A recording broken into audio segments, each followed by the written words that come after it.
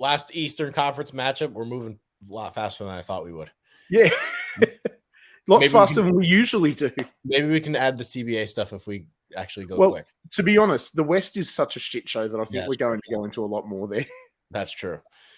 This one's a really good matchup, though, and I'm not really convinced on either side which team's going to win.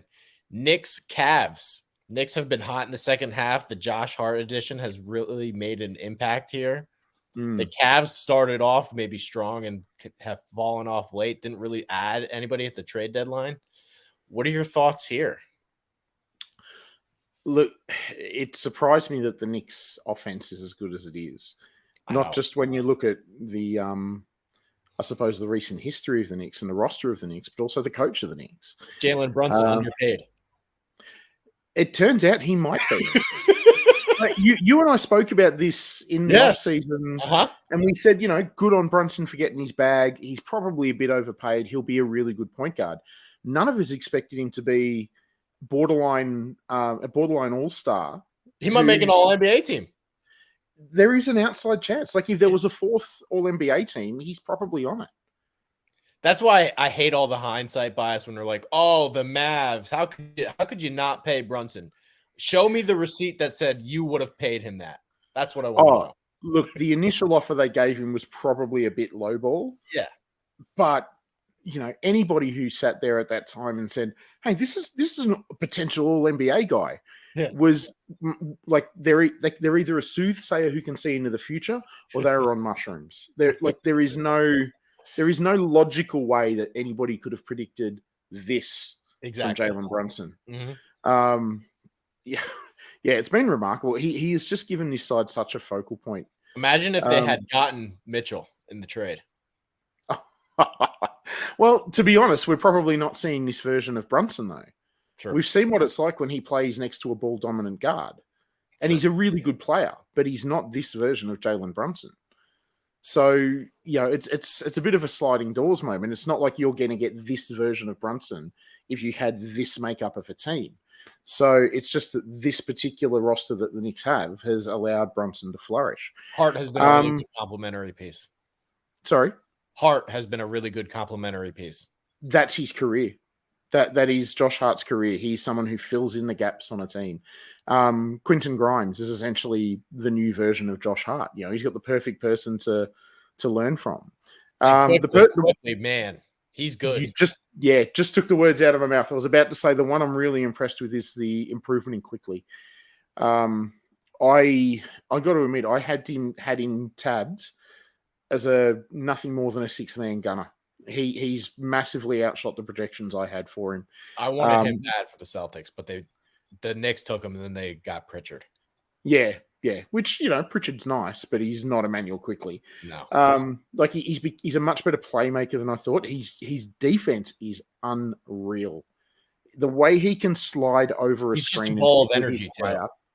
Well, he is. I mean, you have to be to play that role, but his technical ability, his footwork to be able to get around screens, to get over the top of screens and stay with his player, it's speed and it's good footwork, but it's also just like effort, wanting to do it. He's like, and he wasn't projected to be this ace defender coming out of college, so maybe we can give credit to Tibbs on that. But he's become a brilliant two-way guard. He's a really, really good player at both ends of the floor, and I didn't see that coming. I think I'm actually taking the Knicks.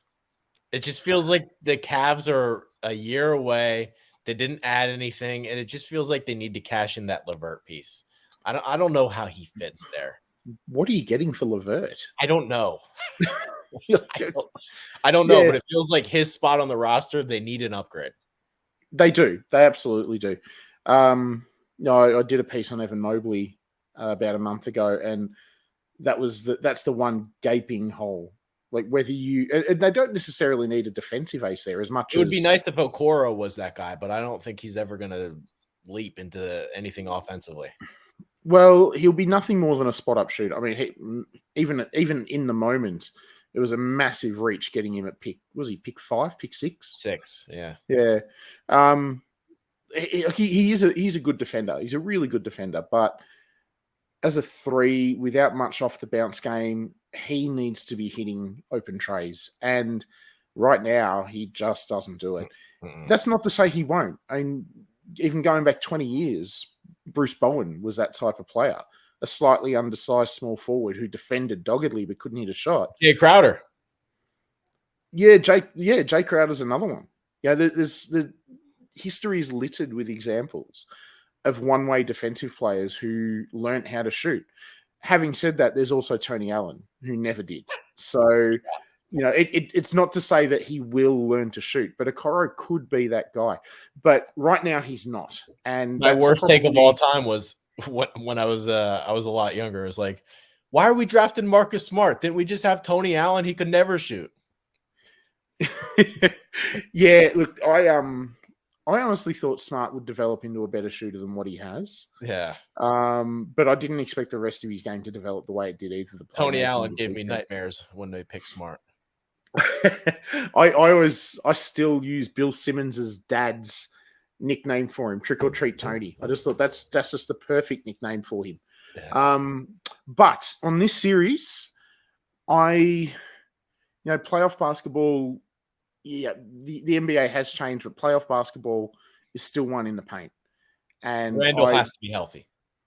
Yeah, even so. If he gets through Mobley, he meets Jarrett Allen. And the Knicks just don't have the interior scoring to threaten those two. So New York is going to have to be white hot from the perimeter because they don't have the interior scorers to get around Mobley and Allen. What's going on with Mitchell Robinson? Why can't we get a leap out of him? I think this is just what he is. Hyper athletic. He's gotten better. He's learned not to foul. Well, not to foul as much. But okay, Jaren Jackson.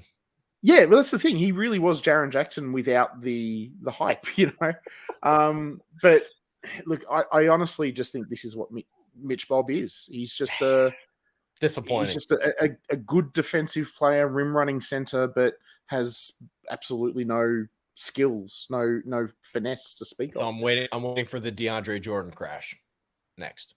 It could really come because he's so reliant on his bounce, So if he falls away quickly, we could be looking at Jordan where he's done by as an effective player at 30-31. So but look, I think the Knicks are good enough to take a couple of games. It might even go to 7, but I'm going to go Cavaliers. I'm going Knicks in 7. Big call. Big call. Yeah.